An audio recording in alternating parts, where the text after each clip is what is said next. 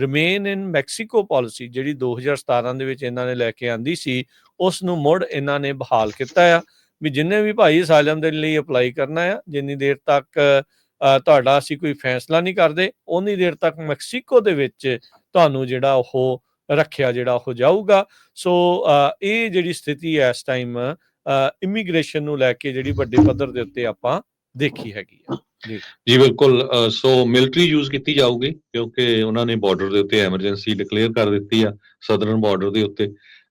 ਸੋ ਇਹਦੇ ਅਗੇਂਸਟ ਕੋਈ lawsuit file ਹੁੰਦਾ ਹੈ ਕਿ ਨਹੀਂ ਹੁੰਦਾ, ਪਰ ਮਿਲਟਰੀ ਐਂਡ ਡੋਮੈਸਟਿਕ ਆਪਰੇਸ਼ਨਸ ਤੇ ਦੂਸਰਾ ਜਿਹੜਾ constitutional guarantee of birth right citizenship ਆ, ਇਹ ਦੋ ਬਹੁਤ ਇੰਪੋਰਟੈਂਟ ਐਗਜ਼ੀਕਿਊਟਿਵ ਆਰਡਰਸ ਆ। ਨਿਊਯਾਰਕ ਟਾਈਮ ਨੇ ਅੱਜ ਡਿਟੇਲ ਦੇ ਵਿੱਚ ਉਹਨਾਂ ਦੇ ਬਾਰੇ ਛਾਪਿਆ ਹੈਗਾ।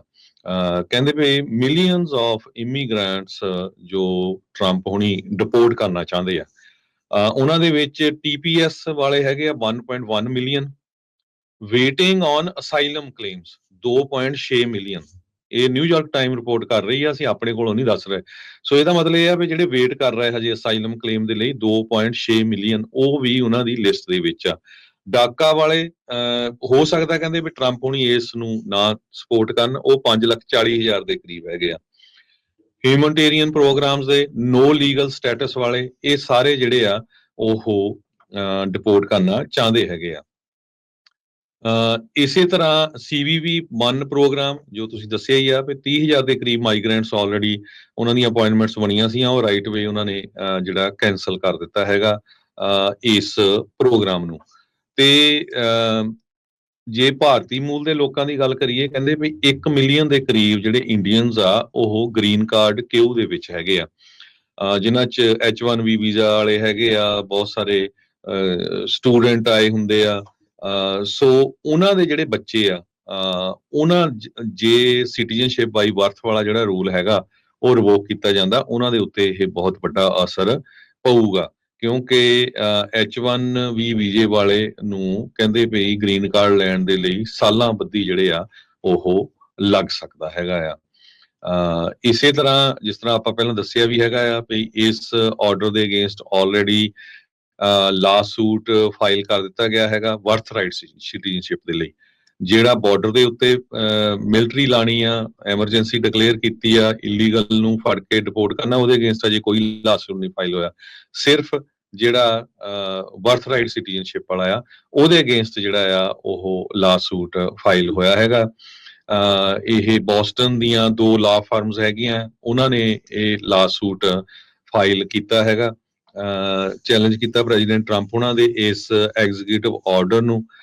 ਲਾਸੂਟ ਫਾਈਲ ਕਰਨ ਵਾਲਿਆਂ ਦੇ ਵਿੱਚ ਜੋ ਸਿਵਲ ਰਾਈਟਸ ਦੇ ਵਕੀਲ ਆ, ਬੋਸਟਨ ਦੀਆਂ ਜੋ 2 ਫਰਮਾਂ ਜਿਸ ਤਰ੍ਹਾਂ ਮੈਂ ਤੁਹਾਨੂੰ ਦੱਸਿਆ ਹੈਗਾ ਆ, ਉਹਨਾਂ ਨੇ ਇਹ ਕਿਹਾ ਆ ਵੀ ਇਹ ਤਾਂ ਆਲਰੇਡੀ ਕਨਸਟੀਟਿਊਸ਼ਨ 'ਚ ਲਿਖਿਆ ਆ, ਇਸ ਨੂੰ ਜਿਹੜਾ ਅਮੈਂਡ ਕਰਨਾ 14th ਅਮੈਂਡਮੈਂਟ ਜਿਹੜੀ ਆ ਕਨਸਟੀਟਿਊਸ਼ਨ ਦੀ, ਉਹ ਕਲੀਅਰਲੀ ਦੱਸ ਕਹਿੰਦੀ ਆ ਵੀ all persons born or naturalized in the United States and subject to jurisdiction thereof are citizen of United States and of the state wherein they reside।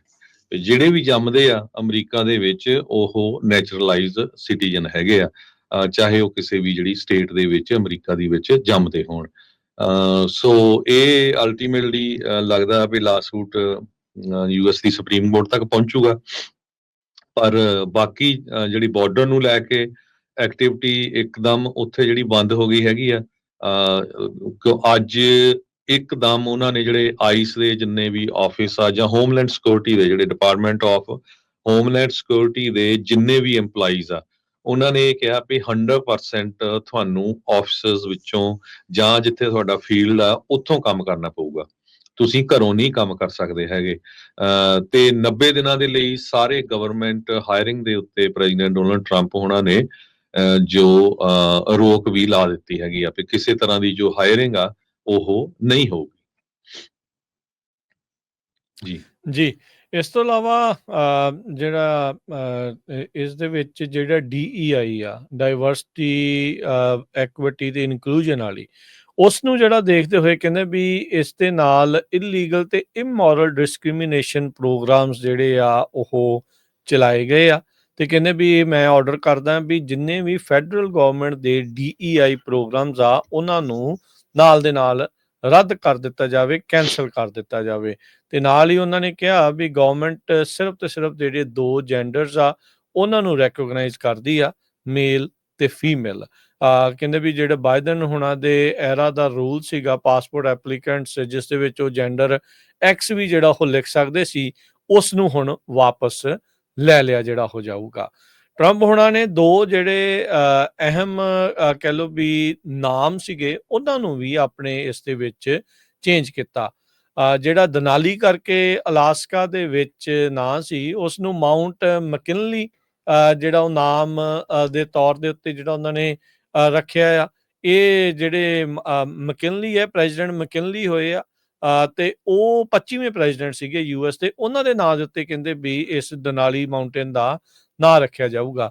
ਤੇ ਇਹਨਾਂ ਨੇ ਆਪਣੇ ਪੱਧਰ ਦੇ ਉੱਤੇ ਗਲਫ ਆਫ ਮੈਕਸੀਕੋ ਨੂੰ ਗਲਫ ਆਫ ਅਮਰੀਕਾ ਜਿਹੜਾ ਆ ਉਹ ਗਰਦਾਨ ਦਿੱਤਾ, ਜਦ ਕਿ ਦੁਨੀਆ ਭਰ ਦੇ ਵਿੱਚ ਅਜੇ ਵੀ ਉਸ ਨੂੰ ਗਲਫ ਆਫ ਮੈਕਸੀਕੋ ਹੀ ਆਖਦੇ ਹੈਗੇ ਆ। ਜਿਹੜਾ ਅਲਾਸਕਾ ਦਾ ਨੇਟਿਵ ਪਾਪੂਲੇਸ਼ਨ ਆ ਉਹਨਾਂ ਦੇ ਕਹਿ ਲਓ ਵੀ ਉਹ ਨਾਮ ਸੀਗਾ ਦਨਾਲੀ। ਇਹ ਕਹਿੰਦੇ ਵੀ ਨਹੀਂ ਅਸੀਂ ਹੁਣ ਪ੍ਰੈਜ਼ੀਡੈਂਟ ਦੇ ਨਾਂ ਦੇ ਉੱਤੇ ਜਿਹੜਾ ਉਹ ਰੱਖਣਾ ਆ। ਪਿਛਲੇ ਲੰਮੇ ਅਰਸੇ ਤੋਂ ਜਿਹੜਾ ਜਿਸ ਨਾਮ ਦੇ ਨਾਲ ਉਹ ਕਹਿ ਲਓ ਵੀ ਉੱਥੋਂ ਦੀ ਜਿਹੜੀ ਸਭਿਅਤਾ ਹੈ ਉਹ ਬੁਲਾ ਰਹੀ ਸੀ, ਉਸ ਨੂੰ ਵੀ ਇਹਨਾਂ ਨੇ ਜਿਹੜਾ ਉਹ ਚੇਂਜ ਕੀਤਾ। ਟੈਰਿਫ ਤੇ ਟ੍ਰੇਡ ਜਿਹੜੇ ਕਹਿੰਦੇ ਸੀ ਵੀ ਆਉਂਦੇ ਆ ਪਹਿਲੇ ਦਿਨ ਤੋਂ ਟੈਰਿਫ ਤੇ ਟ੍ਰੇਡ ਲਾਉਣੇ ਆ, ਉਹ ਉਹਨਾਂ ਨੇ ਨਹੀਂ ਲਾਏ। ਪਰ ਕੱਲ ਪੱਤਰਕਾਰਾਂ ਦੇ ਨਾਲ ਜਦੋਂ ਗੱਲਬਾਤ ਉਹਨਾਂ ਨੇ ਕੀਤੀ, 1 ਘੰਟੇ ਦੀ ਇਹਨਾਂ ਨੇ ਪ੍ਰੈਸ ਕਾਨਫਰੰਸ ਵੀ ਜਿਹੜੀ ਉਹ ਨਾਲ ਹੀ ਕਰ ਦਿੱਤੀ ਓਵਲ ਆਫਿਸ ਦੇ ਵਿੱਚ ਬੈਠ ਕੇ। ਤੇ ਉਸ ਦੌਰਾਨ ਉਹਨਾਂ ਨੂੰ ਪੁੱਛਿਆ ਗਿਆ ਵੀ ਜਿਹੜੇ ਟੈਰਿਫ ਤੇ ਟ੍ਰੇਡ ਨੂੰ ਲੈ ਕੇ ਤੁਸੀਂ ਕੀ ਸੋਚ ਰਹੇ ਆ। ਚਾਈਨਾ ਨੂੰ ਉਹਨਾਂ ਨੇ ਅਜੇ ਛੱਡ ਦਿੱਤਾ ਆ ਤੇ ਆਪਣੇ ਗਵਾਂਢੀ ਮੁਲਕ ਕੈਨੇਡਾ ਤੇ ਮੈਕਸੀਕੋ ਉਹਨਾਂ ਦੋਨਾਂ ਦੇ ਉੱਤੇ ਕਹਿੰਦੇ ਵੀ 25% ਟੈਰਿਫ ਜਿਹੜਾ ਆ ਉਹ ਲਾਇਆ ਜਾਊਗਾ। ਜਦ ਉਹਨਾਂ ਨੂੰ ਪੁੱਛਿਆ ਗਿਆ ਵੀ ਕਿੱਦਣ, ਤਾਂ ਕਹਿੰਦੇ ਵੀ ਹਾਂ 1 ਫਰਵਰੀ ਜਿਹੜਾ ਉਹ ਦਿਨ ਵਧੀਆ ਲੱਗ ਰਿਹਾ ਆ। ਸੋ 1 ਫਰਵਰੀ ਤੋਂ ਜਿਹੜਾ ਉਹ ਕਹਿੰਦੇ ਵੀ ਟੈਰਿਫ ਤੇ ਟ੍ਰੇਡ ਲੱਗੂਗਾ। ਜਿਸ ਤੋਂ ਬਾਅਦ ਦੇ ਵਿੱਚ ਕੈਨੇਡਾ ਦੇ ਵਿੱਚ ਵੀ ਤੜਥੱਲੀ ਜਿਹੜੀ ਉਹ ਮਚ ਗਈ। ਉਹਨਾਂ ਨੇ ਕਿਹਾ ਵੀ ਜਿਹੜੀ ਉੱਥੋਂ ਦੀ ਸਰਕਾਰ ਆ ਉਹ ਹੁਣ ਕਦਮ ਚੁੱਕ ਰਹੀ ਆ ਵੀ ਕਿਸ ਤਰੀਕੇ ਦੇ ਨਾਲ ਇਹਨਾਂ ਟੈਰਿਫਸ ਤੋਂ ਬਚਾਅ ਕੀਤਾ ਜਾ ਸਕਦਾ ਆ ਜਾਂ ਅੱਗੇ ਜਿਹੜਾ ਉਹ ਕੀ ਹੋਊਗਾ। ਪ੍ਰੈਜ਼ੀਡੈਂਟ ਟਰੰਪ ਹੁਣਾਂ ਦੇ ਆਪਣੇ ਕਾਰਜਕਾਲ ਦੇ ਵਿੱਚ ਹੀ ਇਹਨਾਂ ਨੇ USMCA ਐਗਰੀਮੈਂਟ ਬਣਾਇਆ ਸੀ, United State Mexico Canada agreement, ਤੇ ਉਸ ਨੂੰ ਹੀ ਇੱਕ ਹਿਸਾਬ ਦੇ ਨਾਲ ਹੁਣ ਖੂੰਜੇ ਲਾ ਕੇ ਇਹ ਨਵੀਂ ਜਿਹੜੇ ਟੈਰਿਫ ਤੇ ਟ੍ਰੇਡ ਜਿਹੜਾ ਉਹ ਲਿਆ ਰਹੇ ਆ। ਉਹਨਾਂ ਨੇ ਨਾਲ ਇਹ ਵੀ ਜਿਹੜਾ ਉਹ ਕਿਹਾ ਵੀ ਇਹਨਾਂ ਦੇ ਵਿੱਚ ਟੈਰਿਫ ਲਾਉਣ ਦਾ ਮਕਸਦ ਤੇ ਕਾਰਨ ਇੱਕ ਹੀ ਆ ਵੀ ਇਹਨਾਂ ਦੋਨਾਂ ਮੁਲਕਾਂ ਨੇ ਬਹੁਤ ਜ਼ਿਆਦਾ ਜਿਹੜੇ ਲੋਕ ਆ ਇਲੀਗਲੀ ਇੱਥੇ ਅਮਰੀਕਾ 'ਚ ਆਉਣ ਦਿੱਤੇ। ਫੈਂਟਨਲ ਜਿਹੜੀ ਆ ਨਸ਼ੀਲੇ ਪਦਾਰਥ ਆ ਉਹਨਾਂ ਦੀ ਜਿਹੜੀ ਆ ਸਮਗਲਿੰਗ ਇਹਨਾਂ ਬਾਰਡਰਾਂ ਦੇ ਜ਼ਰੀਏ ਜਿਹੜੀ ਹੋ ਰਹੀ ਆ। ਸੋ ਜਿੰਨੀ ਦੇਰ ਤੱਕ ਉਹ ਆਪਣੇ ਇਹਨਾਂ ਪ੍ਰੈਕਟਿਸਿਸ ਨੂੰ ਜਾਂ ਉੱਥੇ ਹੋਰ ਸਖਤੀ ਨਹੀਂ ਕਰਦੇ, ਉਦੋਂ ਤੱਕ ਜਿਹੜੇ ਅਸੀਂ ਟੈਰਿਫ ਤੇ ਟ੍ਰੇਡ ਜਿਹੜੇ ਉਹ ਲਾ ਸਕਦੇ ਹਾਂ। ਇੰਟਰਨਲ ਰੈਵਨਿਊ ਸਰਵਿਸ ਦੇ ਆਧਾਰ ਦੇ ਉੱਤੇ ਇੱਕ ਐਕਸਟਰਨਲ ਰੈਵਨਿਊ ਸਰਵਿਸ ਜਿਹੜੀ ਆ ਟੈਰਿਫਸ ਨੂੰ ਕਲੈਕਟ ਕਰਨ ਦੇ ਲਈ ਉਹ ਬਣਾਉਣ ਦੀ ਵੀ ਇਹਨਾਂ ਨੇ ਗੱਲ ਆਖੀ ਹੈ। ਜੀ ਬਿਲਕੁਲ, ਇੱਕ ਗੱਲ ਜ਼ਰੂਰ ਨਵੀਂ ਦੇਖਣ ਨੂੰ ਮਿਲੀ ਆ ਵੀ ਕਈ ਸਾਲਾਂ ਬਾਅਦ ਜਦੋਂ ਪ੍ਰੈਜ਼ੀਡੈਂਟ ਜੋ ਬਾਈਡਨ ਹੁਣੀ ਪ੍ਰੈਸ ਕਾਨਫਰੰਸ ਘੱਟ ਕਰਦੇ ਸੀ ਤੇ ਜਦੋਂ ਹੁਣ ਟਰੰਪ ਹੁਣੀ ਸਾਈਨ ਕਰ ਰਹੇ ਸੀ ਐਗਜ਼ੀਕਿਊਟਿਵ ਆਰਡਰਸ, ਤੇ ਨਾਲ ਦੀ ਨਾਲ ਜਿੰਨੇ ਵੀ ਪੱਤਰਕਾਰ ਸੀ ਉਹਨਾਂ ਦੇ ਜੋ ਆਨਸਰ ਆ ਉਹ ਦੇ ਰਹੇ ਸੀ। ਉਹ ਗੱਲ ਜੁਦੀ ਆ ਵੀ ਉਹਨਾਂ ਚੋਂ ਸਹੀ ਕਿੰਨੇ ਸੀ ਜਾਂ ਗਲਤ ਕਿੰਨੇ ਸੀ, ਪਰ ਆਨਸਰ ਉਹਨਾਂ ਨੇ ਹਰ ਇੱਕ ਦਾ ਜ਼ਰੂਰ ਦਿੱਤਾ। ਗ੍ਰੀਨਲੈਂਡ ਨੂੰ ਲੈ ਕੇ ਵੀ ਬਿਲਕੁਲ ਉਹ ਸਾਡੇ ਕੋਲ ਹੋਣਾ ਚਾਹੀਦਾ। ਪਨਾਮਾ ਕਨਾਲ ਨੂੰ ਲੈ ਕੇ ਗ੍ਰੀਨਲੈਂਡ ਨੂੰ ਉਹਨਾਂ ਨੇ ਕਿਹਾ ਵੀ ਇੰਟਰਨੈਸ਼ਨਲ ਸਿਕਿਉਰਿਟੀ ਦਾ ਜਿਹੜਾ ਉੱਥੇ ਖਤਰਾ ਆ। ਪਨਾਮਾ ਕਨਾਲ ਨੂੰ ਲੈ ਕੇ ਤਾਂ ਇੱਕ ਤਰ੍ਹਾਂ ਨਾਲ ਧਮਕੀ ਵੀ ਸੀ ਵੀ ਇਹ ਸਾਡੇ ਕੋਲ ਆਉਣੀ ਚਾਹੀਦੀ ਹੈਗੀ ਆ, ਵੀ ਚਾਈਨਾ ਵਾਲਿਆਂ ਨੇ ਇਹਨੂੰ ਹੁਣ ਕੰਟਰੋਲ ਕੀਤਾ ਹੋਇਆ ਹੈ। ਹੋਰ ਜਿਹੜੇ ਐਗਜ਼ੀਕਿਊਟਿਵ ਆਰਡਰਸ ਜਾਰੀ ਕੀਤੇ ਆ, ਸਭ ਤੋਂ ਇੰਪੋਰਟੈਂਟ ਤਾਂ ਇਮੀਗ੍ਰੇਸ਼ਨ ਵਾਲਾ ਹੀ ਆ, ਜਿਸ ਤਰ੍ਹਾਂ ਤੁਹਾਨੂੰ ਦੱਸਿਆ ਹੀ ਹੈਗਾ।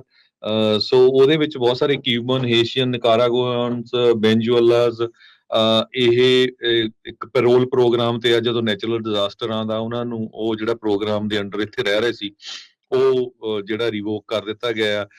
ਟਿਕਟੌਕ ਵਾਲਾ ਇੱਕ ਜੋ ਮੇਨ ਸੀਗਾ 75 ਦਿਨਾਂ ਦੀ ਐਕਸਟੈਂਸ਼ਨ ਦੇ ਦਿੱਤੀ ਗਈ ਹੈਗੀ ਆ ਟਰੰਪ ਹੋਣਾ ਵੱਲੋਂ। ਕਹਿੰਦੇ ਪਈ ਅਸੀਂ ਡੀਲ ਜੋ ਟਿਕਟੌਕ ਦੇ ਨਾਲ ਬਣਾਵਾਂਗੇ, ਹੋ ਸਕਦਾ ਕਹਿੰਦੇ 500 ਬਿਲੀਅਨ ਦੀ ਬਣ ਜਾਏ। ਹੱਦ ਦੇ ਪੈਸੇ ਅਮਰੀਕਾ ਨੂੰ ਮਿਲਣੇ ਚਾਹੀਦੇ ਹੈਗੇ ਆ। ਉਧਰੋਂ ਅੱਜ ਵਾਲ ਸਟਰੀਟ ਜਰਨਲ ਵੀ ਰਿਪੋਰਟ ਕਰ ਰਿਹਾ ਕਿ ਚਾਈਨਾ ਵਾਲਿਆਂ ਨੇ ਸਿਗਨਲ ਦਿੱਤਾ ਆ ਵੀ ਅਸੀਂ ਓਪਨ ਹੈਗੇ ਆ ਟਿਕਟੌਕ ਦੀ ਡੀਲ ਦੇ ਲਈ। ਜੋ ਐਪ ਦੀ ਪੇਰੈਂਟ ਕੰਪਨੀ ਬੀਜਿੰਗ ਬੇਸਡ ਬਾਈਡਾਂਸ ਹੈਗੀ ਆ, ਉਹ ਉਹਨਾਂ ਨੇ ਐਲੋਨ ਮਸਕ ਦੇ ਨਾਲ ਵੀ ਜਿਹੜੀ ਗੱਲਬਾਤ ਕੀਤੀ ਹੈਗੀ ਆ। ਇਹ ਅੱਜ ਵਾਲ ਸਟਰੀਟ ਜਰਨਲ ਆ ਉਹ ਰਿਪੋਰਟ ਕਰ ਰਿਹਾ। ਸੋ ਉਹਨਾਂ ਨੂੰ ਵੀ ਲੱਗਦਾ ਹੈ ਵੀ ਜੇ ਬੰਦ ਹੋ ਗਈ ਤਾਂ ਕੁਝ ਵੀ ਨਹੀਂ ਮਿਲਣਾ। ਉਹਨਾਂ ਬੈਟਰ ਇਹ ਆ ਵੀ ਜੇ ਸੇਲ ਹੋ ਜਾਂਦੀ ਆ ਤੇ ਉਹਦੇ ਵਿੱਚ ਉਹਨਾਂ ਨੂੰ ਪੈਸੇ ਵੀ ਮਿਲ ਸਕਦੇ ਆ, ਪਾਰਟਨਰ ਵੀ ਉਹ ਬਣ ਸਕਦੇ ਆ। ਮੋਰ ਦੈਨ ਮੇਰੇ ਖਿਆਲ ਨਾਲ 50% ਇਹਨਾਂ ਨੂੰ ਰੱਖਣਾ ਪੈਣਾ ਹੈਗਾ। ਅਗਲਾ ਜਿਹੜਾ ਐਗਜ਼ੀਕਿਊਟਿਵ ਆਰਡਰ ਸੀਗਾ ਉਹ ਡੋਜ ਨੂੰ ਲੈ ਕੇ ਸੀ। DOGE department of government efficiency, ਜਿਹਦੇ ਵਿੱਚ ਰਾਮਾਸਵਾਮੀ ਸਭ ਤੋਂ ਅੱਗੇ ਹੁੰਦੇ ਸੀ ਐਲੋਨ ਮਸਕ ਨਾਲ, ਪਰ ਪਿਛਲੇ ਦਿਨਾਂ ਦੇ ਵਿੱਚ H1 ਵੀਜ਼ੇ ਨੂੰ ਲੈ ਕੇ ਉਹਨਾਂ ਦੀਆਂ ਸਟੇਟਮੈਂਟਸ ਨੂੰ ਲੈ ਕੇ ਕਾਫੀ ਰਿਫਟ ਵੱਧ ਗਿਆ ਸੀ ਤੇ ਇਹਨਾਂ ਨੇ ਰਾਮਾਸਵਾਮੀ ਦੀ ਜਿਹੜੀ ਛੁੱਟੀ ਕਰ ਦਿੱਤੀ। ਹੁਣ ਉਹ ਓਹਾਇਓ ਦੇ ਗਵਰਨਰ ਦੇ ਲਈ ਕਹਿੰਦੇ ਵੀ ਮੈਂ ਇਲੈਕਸ਼ਨ ਲੜਨ ਜਾ ਰਿਹਾ ਹੈਗਾ। ਇਹ ਵੀ ਟਰੰਪ ਉਹਨਾਂ ਨੇ ਕਲੀਅਰ ਕੀਤਾ ਵੀ ਐਲੋਨ ਮਸਕ ਦਾ ਜਿਹੜਾ ਆਫਿਸ ਆ ਉਹ ਵਾਈਟ ਹਾਊਸ ਦੇ ਅੰਦਰ ਨਹੀਂ ਹੋਊਗਾ, ਅੰਦਰ ਨਹੀਂ ਹੋਊਗਾ ਵਾਈਟ ਹਾਊਸ ਦੇ ਵਿੱਚ, ਪਰ ਉਹਨਾਂ ਦੇ ਲਈ 20 ਦੇ ਕਰੀਬ ਜਿਹੜੇ EMPLOYEE ਕੰਮ ਕਰਨਗੇ ਉਹ ਉਹਨਾਂ ਦਾ ਆਫਿਸ ਉੱਥੇ ਹੋਣਗੇ। ਜੀ ਬਿਲਕੁਲ, ਵੈਸੇ ਤਾਂ ਚਾਹੀਦਾ ਸੀਗਾ ਵੀ ਐਫੀਸ਼ੀਐਂਸੀ ਤਾਂ ਹੁੰਦੀ ਵੀ ਇਕੱਲਾ ਹੀ ਜਿਹੜਾ ਖਿੱਚ ਕੇ ਰੱਖਦਾ, ਬਾਕੀ ਜਿਹੜੇ ਕੱਢੀ ਜਾਣੇ ਆ ਤੇ ਇਧਰੋਂ ਵਿੱਚੋਂ ਵੀ ਥੋੜਿਆਂ ਦੇ ਨਾਲ ਜਿਹੜਾ ਉਹ ਨਾਲ ਚਲਾਉਂਦੇ। ਕਹਿੰਦੇ ਵੀ ਰਾਮਾਸਵਾਮੀ ਨੂੰ ਕੱਢਣ ਦੇ ਵਿੱਚ ਈਲਨ ਮਸਕ ਦਾ ਬਹੁਤ ਵੱਡਾ ਜਿਹੜਾ ਉਹ ਹੱਥ ਸੀਗਾ। ਉਹ ਆਪਣੀ ਜਿਹੜੀ ਪਾਵਰ ਆ ਉਹ ਸ਼ੇਅਰ ਨਹੀਂ ਸੀ ਕਰਨਾ ਚਾਹੁੰਦਾ ਈਲਨ ਮਸਕ ਕਿਸੇ ਦੇ ਨਾਲ, ਤੇ ਰਾਮਾਸਵਾਮੀ ਨੂੰ ਬੇਸਿਕਲੀ ਬਾਹਰ ਦਾ ਰਸਤਾ ਦਿਖਾਉਣ ਦੇ ਵਿੱਚ ਉਸਦਾ ਹੱਥ ਸੀ। ਪੋਲੀਟੀਕੋ ਅੱਜ ਜਿਹੜਾ ਇਸ ਦੇ ਬਾਬਤ ਜਿਹੜਾ ਉਹ ਕਰ ਰਿਹਾ ਸੀ, everyone wants him out, ਕਹਿੰਦੇ ਵੀ how Musk help boot Ramaswamy from DOGE. So H1B ਦਾ ਵੈਸੇ ਜੇ ਵੀਜ਼ੇ ਨੂੰ ਲੈ ਕੇ ਤਾਂ ਇਹ ਦੋਨਾਂ ਦੀ ਧਾਰਨਾ ਸੇਮ ਹੀ ਸੀਗੀ, ਈਲਨ ਮਸਕ ਦੀ ਤੇ ਰਾਮਾਸਵਾਮੀ ਦੀ ਵੀ। H1B ਵੀਜ਼ਾ ਜਿਹੜਾ ਉਹ ਹੋਣਾ ਚਾਹੀਦਾ ਆ, ਪਰ ਹੁਣੇ ਪਤਾ ਨਹੀਂ ਵੀ ਗਾਜ ਜਿਹੜੀ ਉਹ ਕੱਲੀ ਰਾਮਾਸਵਾਮੀ ਦੇ ਉੱਤੇ। ਉਹਦਾ ਰੀਜ਼ਨ ਇੱਕ ਇਹ ਵੀ ਆ, ਮੈਂ ਆਰਟੀਕਲ ਪੜ੍ਹ ਰਿਹਾ ਸੀ ਰਾਜਕਨਵੀਰ ਸਿੰਘ ਜੀ, ਵੀ ਰਾਮਾਸਵਾਮੀ ਜੋ ਰਿਪਬਲਿਕਨ ਪਾਰਟੀ 'ਚ ਕਾਫੀ ਰਾਈਜ਼ਿੰਗ ਸਟਾਰ ਆ, ਤੇ ਬਿਲੀਅਨੇਅਰ ਵੀ ਹੈਗਾ ਉਹ ਪ੍ਰੈਜ਼ੀਡੈਂਟ ਵੀ ਬਣ ਸਕਦਾ ਆਉਣ ਵਾਲੇ ਸਮੇਂ 'ਚ ਕਦੇ ਜੇ ਚਾਂਸ ਲੱਗੇ, ਪਰ ਐਲੋਨ ਮਸਕ ਪ੍ਰੈਜ਼ੀਡੈਂਟ ਨਹੀਂ ਕਦੇ ਵੀ ਬਣ ਸਕਦਾ ਕਿਉਂਕਿ ਐਲੋਨ ਮਸਕ ਇੱਥੇ ਦਾ ਬੋਰਨ ਨਹੀਂ ਹੈਗਾ ਤੇ ਰਾਮਾਸਵਾਮੀ US ਦਾ ਬੋਰਨ ਹੈਗਾ।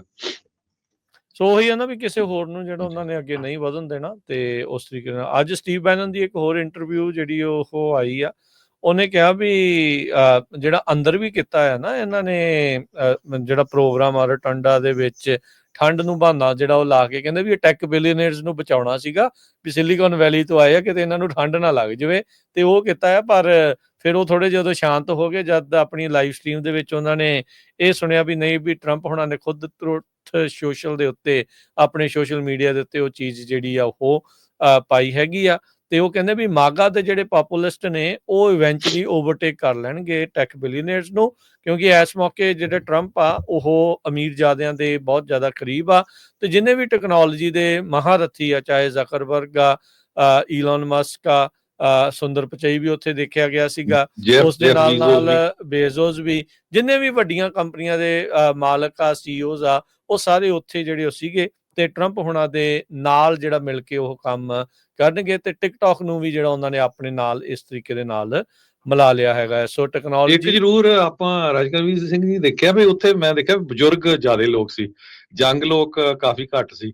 ਜੇ ਹੁਣ ਠੰਡ ਬਾਹਰ ਹੁੰਦੀ ਤਾਂ ਹੁਣ ਪ੍ਰੈਜ਼ੀਡੈਂਟ ਜਿਹੜੇ ਆਪਣੇ ਸਾਬਕਾ ਪ੍ਰੈਜ਼ੀਡੈਂਟ ਐਕਸੈਪਟ ਮੇਬੀ ਓਬਾਮਾ ਨੂੰ ਛੱਡ ਕੇ ਪ੍ਰੈਜ਼ੀਡੈਂਟ ਕਲਿੰਟਨ, ਪ੍ਰੈਜ਼ੀਡੈਂਟ ਜੋ ਆਪਣੇ ਜੋ ਬਾਈਡਨ ਹੋਣੀ ਤੇ ਪ੍ਰੈਜ਼ੀਡੈਂਟ ਜਾਰਜ ਬੁਸ਼, ਉਹ ਕਾਫੀ ਬਜ਼ੁਰਗ ਲੱਗਦੇ ਸੀ। ਜੇ ਬਾਹਰ ਠੰਡ 'ਚ ਹੁੰਦੇ ਉਹ ਤਾਂ ਸੁੰਗੜ ਜਾਣੇ ਸੀ ਜਿਸ ਹਿਸਾਬ ਦੇ ਨਾਲ ਉੱਥੇ ਕਹਿੰਦੇ ਟੈਂਪਰੇਚਰ 7 ਡਿਗਰੀ ਦੇ ਕਰੀਬ ਸੀਗਾ।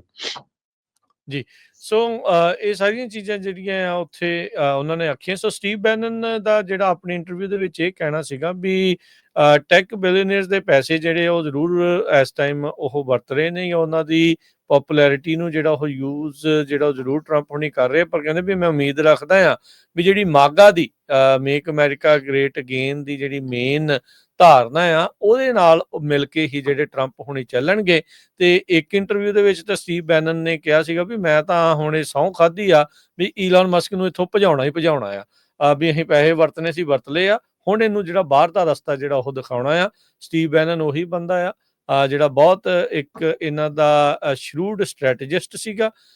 ਪਹਿਲੀ ਟਰਮ ਦੇ ਵਿੱਚ ਇਹਦੀ ਖਾਤਰ ਕੰਟੈਂਪਟ ਆਫ ਕਾਂਗਰਸ ਕਰਕੇ ਜਿਹੜੇ ਕਈ ਮਹੀਨੇ ਜਿਹੜੇ ਉਸਨੇ ਜੇਲ੍ਹ ਵੀ ਜਿਹੜੀ ਆ ਟਰੰਪ ਹੁਣਾਂ ਲਈ ਕੱਟੀ ਆ। ਹੁਣ ਚਾਹੇ ਉਹਨਾਂ ਦੀ ਸ਼ਾਇਦ ਇੰਨਾ ਕਰੀਬੀ ਤਾਂ ਨਹੀਂ ਆ, ਪਰ ਫਿਰ ਵੀ ਉਹ ਇਸ ਐਂਗਲ ਤੋਂ ਜਿਹੜਾ ਉਹ ਦੇਖਦਾ ਹੈਗਾ ਆ। ਸੋ ਦੇਖੋ ਕੀ ਹੁੰਦਾ। ਤੇ ਹਰਜੋਤ ਸਿੰਘ ਜੀ, ਜਿਹੜੀ ਇੱਕ ਵੱਡੀ ਹੋਰ ਉਹਨਾਂ ਨੇ ਜਿਹੜੀ ਕੱਲ ਗੱਲ ਕੀਤੀ ਆ, ਜਿਹੜੇ 1500 ਰਾਈਟਰਸ ਜਿਨ੍ਹਾਂ ਨੇ 6 ਜੀ ਜਨਵਰੀ ਵਾਲੇ ਦਿਨ ਖੱਲੜ ਪਾਇਆ, ਪੁਲਿਸ ਵਾਲਾ ਕੁੱਟੇ ਮਾਰੇ ਵੀ, ਉਹਨਾਂ ਨੂੰ ਵੀ ਜਿਹੜਾ ਟਰੰਪ ਹੋਣਾ ਨੇ ਮਾਫੀ ਜਿਹੜੀ ਉਹ ਦੇ ਦਿੱਤੀ ਆ। ਸੋ ਇਹ ਜਿੱਥੇ ਬਾਈਡਨ ਹੋਣੀ ਆਪਣੇ ਪਰਿਵਾਰ ਦੇ ਮੈਂਬਰਾਂ ਨੂੰ ਮਾਫੀ ਕਰਕੇ ਦੇ ਕੇ ਗਏ ਆ, ਤੇ ਕਹਿ ਲਓ ਵੀ ਭਵਿੱਖ ਦੀ ਵੀ ਜਿਹੜੀ ਉਹਨਾਂ ਨੇ ਮਾਫੀ ਉਹਨਾਂ ਨੂੰ ਦੇ ਦਿੱਤੀ ਆ। ਇੱਥੇ ਜਿਹੜੀ ਇਹ ਥਿਨ ਬਲੂ ਲਾਈਨ ਨੂੰ ਕਹਿੰਦੇ ਆ ਵੀ ਅਸੀਂ ਸਪੋਰਟ ਕਰਨ ਵਾਲੇ ਆ, ਪੁਲਿਸ ਵਾਲਿਆਂ ਨੂੰ ਕੁੱਟਣ ਮਾਰਨ ਵਾਲਿਆਂ ਨੂੰ ਵੀ ਜਿਹੜਾ ਟਰੰਪ ਹੋਣਾ ਨੇ ਮਾਫੀ ਜਿਹੜੀ ਉਹ ਦੇ ਦਿੱਤੀ ਆ। ਉਹ ਹੁਣ ਕਿਸ ਤਰੀਕੇ ਦੇ ਨਾਲ ਦੇਖੀ ਜਾਊਗੀ, ਉਹ ਹੁਣ ਵੱਡੀ ਗੱਲ ਆ। ਜਿਹੜੇ ਫਾਰ ਰਾਈਟ ਦੋ ਗਰੁੱਪ ਸੀਗੇ, ਪ੍ਰਾਊਡ ਬॉयਜ਼ ਤੇ ਓਥ ਕੀਪਰਸ, ਉਹਨਾਂ ਦੇ ਵੀ ਜਿਹੜੇ ਮੈਂਬਰਸ 14 ਮੈਂਬਰਸ ਆ, ਉਹਨਾਂ ਨੂੰ ਵੀ ਇਸ ਦੇ ਵਿੱਚ ਮਾਫੀ ਜਿਹੜੀ ਉਹ ਮਿਲੀ ਹੈਗੀ ਆ। ਕੀ ਇਹਦਾ ਮਤਲਬ ਇਹ ਆ ਵੀ ਆਉਂਦੇ ਸਾਲਾਂ ਦੇ ਵਿੱਚ ਜਦ ਕੋਈ ਵੀ ਪ੍ਰੈਜ਼ੀਡੈਂਟ ਆਉਂਦਾ ਆ, ਉਹ ਆਪਣੇ ਕਿਸੇ ਵੀ ਇਦਾਂ ਦੇ ਹਿੰਸਾ ਕਰਨ ਵਾਲਿਆਂ ਨੂੰ, ਕੰਮ ਦੇ ਵਿੱਚ ਖਲਲ ਪਾਉਣ ਵਾਲਿਆਂ ਨੂੰ ਜਿਹੜਾ ਉਹ ਮਾਫੀ ਜਿਹੜੀ ਉਹ ਦੇ ਜਾਊਗਾ? ਇਹ ਹੁਣ ਇੱਕ ਵੱਡੀ ਨਵੀਂ ਜਿਹੜੀ ਸਵਾਲ ਆ ਉਹ ਉੱਠ ਗਏ ਨੇ। ਹੁਣ ਜਿੱਦਾਂ ਸ਼ੁਰੂਆਤ 'ਚ ਤੁਸੀਂ ਹਰਜੋਤ ਸਿੰਘ ਜੀ ਕਿਹਾ ਸੀ ਵੀ ਕਈ ਚੀਜ਼ਾਂ ਦੇ ਉੱਤੇ ਜਿਹੜਾ ਇਹਨਾਂ ਨੇ ਲਾ ਸੂਟ ਜਿਹੜਾ ਉਹ ਕਰ ਰਹੇ ਆ। ਕਹਿੰਦੇ ਹੁਣ ਕਈ ਜਿਹੜੇ ਸਕਾਲਰ ਤੇ ਜਿਹੜੇ ਐਕਸਪਰਟਸ ਆ, ਉਹ ਇਹ ਕਹਿ ਰਹੇ ਆ ਵੀ ਕੀ ਪ੍ਰੈਜ਼ੀਡੈਂਟ ਟਰੰਪ ਆਪਣੇ ਪੈਨਰੀ ਪਾਵਰ ਦੀ ਵਰਤੋਂ ਤੋਂ ਬਾਹਰ ਤਾਂ ਨਹੀਂ ਜਿਹੜਾ ਉਹ ਜਾ ਰਹੇ। ਸੋ ਇਹ ਤਾਂ ਆਬਵੀਅਸਲੀ ਹੁਣ ਅਦਾਲਤਾਂ ਨੇ ਉਸ ਚੀਜ਼ ਨੂੰ ਜਿਹੜਾ ਉਹ ਡਿਸਾਈਡ ਕਰਨਾ ਆ। ਪਰ ਜਿਹੜੇ ਕੈਪੀਟਲ ਪੁਲਿਸ ਵਾਲਿਆਂ ਨੇ ਵੀ ਜਿਹੜੇ ਇਸ ਚੀਜ਼ ਦੀ ਆਲੋਚਨਾ ਕਹਿੰਦੇ ਉਹ ਕੀਤੀ ਹੈ, ਜਿਹੜੇ ਪੀੜਤ ਪੁਲਿਸ ਵਾਲੇ ਸੀ ਜਿਨ੍ਹਾਂ ਨੂੰ ਕੁੱਟਮਾਰ ਦਾ ਸਾਹਮਣਾ ਕਰਨਾ ਪਿਆ, ਉਹਨਾਂ ਦੇ ਦੁਆਰਾ ਭੜਕਾਈ ਹੋਈ ਭੀੜ ਦੇ ਦੁਆਰਾ ਜਿਹੜੀ ਉੱਥੇ ਪਹੁੰਚੀ ਸੀ, ਉਹ ਵੀ ਜਿਹੜੇ ਉਹ ਕਹਿ ਰਹੇ ਆ ਵੀ ਇਹ ਗ੍ਰੋਸ ਇਨਜਸਟਿਸ ਹੋਇਆ ਆ, ਵੀ ਜਿਨ੍ਹਾਂ ਨੂੰ ਸਜ਼ਾਵਾਂ ਜਿਹੜੀਆਂ ਹੋਈਆਂ, ਦੋਸ਼ੀ ਕਰਾਰ ਹੋਏ, ਪੁਲਿਸ ਵਾਲਿਆਂ ਨੂੰ ਕੁੱਟਣ ਵਾਲੇ ਸੀਗੇ, ਅਧਿਕਾਰਤ ਕੰਮ 'ਚ ਖਲਲ ਪਾਉਣ ਵਾਲੇ ਸੀਗੇ, ਉਹਨਾਂ ਨੂੰ ਜਿਹੜਾ ਉਹ ਮਾਫ ਦੇਣਾ, ਪਾਰਡਨ ਦੇਣਾ, ਫੁੱਲ ਪਾਰਡਨ ਦੇਣਾ, ਉਹ ਇੱਕ ਕਹਿੰਦੇ ਵੀ ਬਹੁਤ ਮਾੜੀ ਜਿਹੜੀ ਉਹ ਚੀਜ਼ ਆ। ਤੇ ਇਹਦੇ ਨਾਲ ਇੱਕ ਗਲਤ ਪ੍ਰੈਸੀਡੈਂਟ ਜਿਹੜਾ ਉਹ ਸੈੱਟ ਹੁੰਦਾ ਆ। 600 ਤੋਂ ਵੱਧ ਲੋਕ ਚਾਰਜ ਕੀਤੇ ਗਏ ਸੀਗੇ, ਅਸਾਲਟ, ਰੈਜ਼ਿਸਟਿੰਗ, ਅਬਸਟਰਕਟਿੰਗ ਲਾ, ਤੇ 175 ਚਾਰਜ ਕੀਤੇ ਗਏ ਸੀ deadly or dangerous weapon causing serious bodily injury to an officer ਦੇ ਮਾਮਲੇ ਦੇ ਵਿੱਚ। ਇਹ ਸਾਰੇ ਦੇ ਸਾਰੇ ਜਿਹੜੇ ਆ ਉਹ ਮਾਫ ਕਰ ਦਿੱਤੇ ਗਏ ਆ। ਜਸਟਿਸ ਡਿਪਾਰਟਮੈਂਟ ਦੇ ਆંકੜੇ ਜਿਹੜੇ ਉਹ ਰਿਲੀਜ਼ ਕੀਤੇ ਸੀ ਵੀ 1500 ਤੇ 83 ਕੁੱਲ ਡਿਫੈਂਡੈਂਟ ਨੇ ਜਿਹੜੇ 6 ਜਨਵਰੀ ਰਾਈਟ ਦੇ ਵਿੱਚ ਉਹਨਾਂ ਨੂੰ ਚਾਰਜ ਕੀਤਾ ਗਿਆ ਸੀ। ਸੋ ਉਹਨਾਂ ਦੇ ਵਿੱਚੋਂ 1500 ਨੂੰ ਕਹਿੰਦੇ ਆ ਅਪਰੋਕਸੀਮੇਟਲੀ ਪਾਰਡਨ ਜਾਂ ਫੁੱਲ ਪਾਰਡਨ ਦੇ ਦਿੱਤੀ ਗਈ ਆ। ਜੀ ਬਿਲਕੁਲ। ਇਸ ਤੋਂ ਬਿਨਾਂ ਪ੍ਰੈਜ਼ੀਡੈਂਟ ਡੋਨਲਡ ਟਰੰਪ ਉਹਨਾਂ ਨੇ ਇੱਕ ਐਗਜ਼ੀਕਿਊਟਿਵ ਆਰਡਰ ਜਿਹੜਾ ਜਾਰੀ ਕੀਤਾ, ਉਹ ਵਰਲਡ ਹੈਲਥ ਆਰਗੇਨਾਈਜੇਸ਼ਨ ਤੋਂ ਅਮਰੀਕਾ ਨੂੰ ਬਾਹਰ ਕੱਢ ਲੈਣਾ। ਕਹਿੰਦੇ ਭਈ ਅਸੀਂ ਵਿਡਰੂ ਕਰ ਰਹੇ ਹਾਂ ਯੂਨਾਈਟਿਡ ਸਟੇਟਸ ਨੂੰ WHO ਤੋਂ ਬਾਹਰ। ਕਾਰਨ ਉਹਨਾਂ ਨੇ ਇਹ ਦੱਸਿਆ ਵੀ ਮਿਸ ਹੈਂਡਲਿੰਗ ਆਫ ਦਾ COVID-19 ਪੈਂਡੈਮਿਕ। ਫੈਡਰਲ EMPLOYEES ਨੂੰ ਲੈ ਕੇ ਜਿਸ ਤਰ੍ਹਾਂ ਡੀਪ ਸਟੇਟ ਦੀ ਉਹਨਾਂ ਦਾ ਜਿਹੜਾ ਮੇਨ ਰਾਈਟ ਹੈਂਡ ਮੈਨ ਕੈਸ਼ ਪਟੇਲ ਆ, ਉਹ ਗੱਲਬਾਤ ਕਰਦਾ ਰਹਿੰਦਾ ਵੀ ਡੀਪ ਸਟੇਟ ਨੇ ਬਹੁਤ ਕੰਮ ਖਰਾਬ ਕੀਤਾ ਪਿਛਲੇ ਸਾਲਾਂ ਦੇ ਵਿੱਚ। ਉਸ ਨੂੰ ਲੈ ਕੇ ਹਾਇਰਿੰਗ ਟੋਟਲੀ ਬੰਦ ਕਰ ਦਿੱਤੀ ਆ। ਤੇ ਜਿੰਨੇ ਵੀ ਫੈਡਰਲ EMPLOYEES ਆ ਉਹਨਾਂ ਨੂੰ ਹੁਣ ਆਪਣੇ ਆਫਿਸ ਦੇ ਵਿੱਚ 5 ਦਿਨ ਜਾਣਾ ਪਊਗਾ। ਕੋਈ ਇਹ ਨਹੀਂ ਹੈ ਵੀ ਘਰੋਂ ਕੰਮ ਕਰ ਸਕਦਾ। ਕਹਿੰਦੇ ਬਹੁਤ ਵੱਡੀ ਗਿਣਤੀ ਦੇ ਵਿੱਚ ਜਿਹੜੇ ਫੈਡਰਲ EMPLOYEES ਆ ਉਹ ਘਰੋਂ ਕੰਮ ਕਰਦੇ ਸੀ ਵੱਖ-ਵੱਖ ਡਿਪਾਰਟਮੈਂਟਾਂ ਚੋਂ। ਸੋ ਇਹ ਵੀ ਕਾਫੀ ਵੱਡਾ ਜਿਹੜਾ ਉਹਨਾਂ ਦੇ ਉੱਤੇ ਅਸਰ ਹੋਣ ਜਾ ਰਿਹਾ ਹੈਗਾ ਆ। ਸੋ ਹਿਲਰੀ ਕਲਿੰਟਨ ਜਿਹੜੇ ਓਪੋਨੈਂਟ ਸੀਗੇ ਪ੍ਰੈਜ਼ੀਡੈਂਟ ਟਰੰਪ ਉਹਨਾਂ ਦੇ 2016 ਦੇ ਵਿੱਚ, ਉਹ ਵੀ ਉੱਥੇ ਸੀਗੇ। ਬਿਲ ਕਲਿੰਟਨ ਹੋਣੀ ਵੀ, ਸਾਰੇ ਪ੍ਰੈਜ਼ੀਡੈਂਟ ਸੀਗੇ ਜਿਹੜੇ ਸਾਬਕਾ ਜਿੰਨੇ ਹੈਗੇ ਆ ਇਸ ਟਾਈਮ ਦੇ ਉੱਤੇ। ਤੇ ਆਪਣੀ ਵਾਈਫਸ ਦੇ ਨਾਲ ਐਕਸੈਪਟ ਪ੍ਰੈਜ਼ੀਡੈਂਟ ਓਬਾਮਾ ਤੋਂ ਬਿਨਾਂ। ਸੋ ਕਾਫੀ ਜ਼ਿਆਦਾ ਜਿਹੜੇ ਆਰਡਰਸ ਆ ਪਹਿਲੇ ਦਿਨ ਪ੍ਰੈਜ਼ੀਡੈਂਟ ਟਰੰਪ ਵੱਲੋਂ ਸਾਈਨ ਕੀਤੇ ਗਏ ਹੈਗੇ ਆ। ਜੀ ਬ੍ਰੇਕ ਲੈਂਦੇ ਹਾਂ। ਬ੍ਰੇਕ ਤੋਂ ਬਾਅਦ ਦੇ ਵਿੱਚ ਖਬਰਾਂ ਦਾ ਸਿਲਸਿਲਾ ਜਾਰੀ ਰਹੇਗਾ। ਹੋਰ ਵੀ ਜਿਹੜੀਆਂ ਚੀਜ਼ਾਂ ਵਾਪਰ ਰਹੀਆਂ ਤੇ ਹੋਰ ਟਰੰਪ ਹੁਣਾਂ ਨੇ